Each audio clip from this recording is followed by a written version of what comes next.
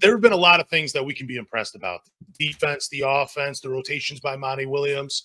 My personal opinion, my favorite thing, the thing that I've been most impressed about is the ball movement. I mean, everybody has been buying in and not taking anything away from anybody's game. That's probably been the most impressive part. I mean, some guys have been forced to change their games to fit into the 0.5 offense, but it has been worth it. As I said, 2 wins to start the season and a close loss to the Miami Heat. The 0.5 offense is what I've been most impressed with. But King, what have you been most impressed with the Pistons so far this season? I mean, that's just it, man. It's the offense, the moving of the basketball, the way they run this offense. It was just times where I would just question the TV and say, "What is Dwayne Casey doing?" Even though I knew in the back of my mind, hey, we're trying to tank, but still, it was frustrating to watch. But this offense, I think it puts guys in a best place to make them successful. And that's what you want to see, especially guys like Isaiah Stewart that's benefiting from it. You're allowing guys like Asar to push the ball up the floor and make plays. Like I said, I'm really liking that.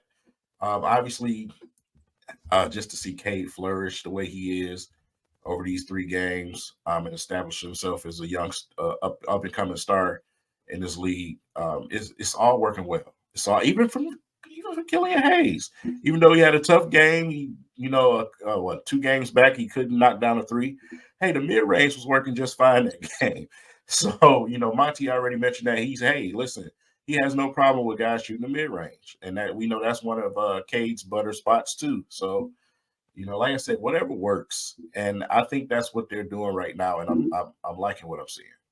Let's not start the Killian Hayes talk just quite yet, because on this podcast we really do dive into Killian Hayes quite a bit. It seems like every week we have at least 1 or 2 topics about him. But Anthony, same question. What are you most impressed with by the Pistons this season? That they are 3rd in rebounding in the NBA, 4th in assists in the NBA, and 4th in opponents' points per game. Like, again, I said it earlier, I have not seen this type of basketball. I know it's 3 games, and maybe I sound like a homer. I haven't seen this type of team basketball, togetherness, brotherhood since Chauncey, Rip, Ben, and Tayshaun. Like, I haven't seen it. Like, King, we suffered through the Josh Smith era with Mo Cheeks. Oh, my God. Like, it feels so good. Like, the ball movement, man, it's beautiful. The backdoor cuts, the switching on defense, the communication. Like, oh, yeah, they're top 3 in blocks, too. Like, they're 3rd in blocks. Like, what? Like, Jalen Duren's almost averaging 3 blocks per game in 3 games. I know, like I said, I know it's 3 games, but, like, man, the team basketball and the togetherness, like, dude, I'm here for it. I love it. I think that's what's made the Pistons so successful. When you look at their championship years, it's not scoring 50 points and 0 assists, Zach LaVine. It's, team basketball. Like, if I score 10 points and you score 15, I'm okay with it. I think that's what makes, all those great Piston championship teams, why they won championships is because they left their ego out the door, and they were just they were a group together that, I don't care if, you shoot the last shot, I'm good with it.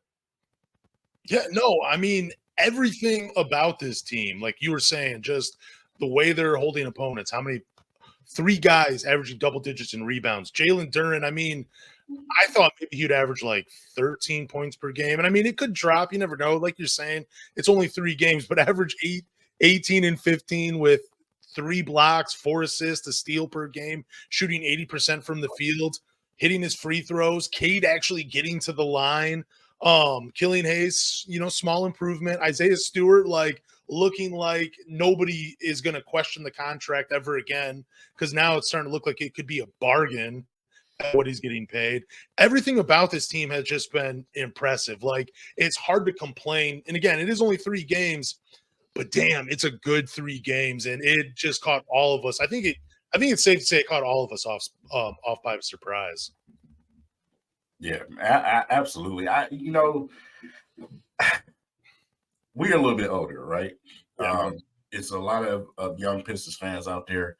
We've seen this type of thing before, where it's not about everybody scoring 20 points, 30 points. Hey, listen, we're going to go out there It's going to be a straight team basketball. You know what I'm saying? That's what we've been seeing with these guys. It don't matter. Hey, it might be your night. It might be your night. Listen, let's just get the job done. We're going to play team defense. We're going to share the basketball. We're going to, hey, those backdoor cuts, whatever we got to do to beat this team is what we're going to do. That is Pistons basketball. That is, strictly Pistons basketball. We always break the code. You know, it's an offensive league, right? You hear all of these things. We always equalize that. We come in and we change things. You know what I'm saying? It's like every, a couple of decades or so, we come and we equalize things, man. We say, hey, listen, defense is a part of the game too. And we can beat you strictly by playing defense. Hey, Zach LaVine, you can score 70 if you want to, but nobody else on your team is going to score. Yep. You know what I'm saying? So, like I said, those are the type of things I love about Pistons basketball, and I'm glad to see it back.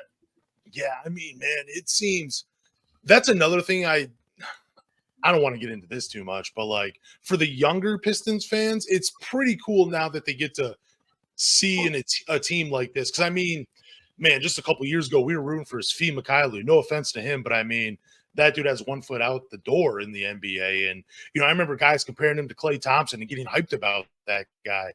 And it's just crazy to see how far we've come in just a short amount of time. And there is one thing about the younger generation of Pistons fans, and I'm not trying to call you guys out. It's just that sometimes your patience is very short. And I think all of us on this podcast right now, we knew it would take a couple years for the Pistons to get good.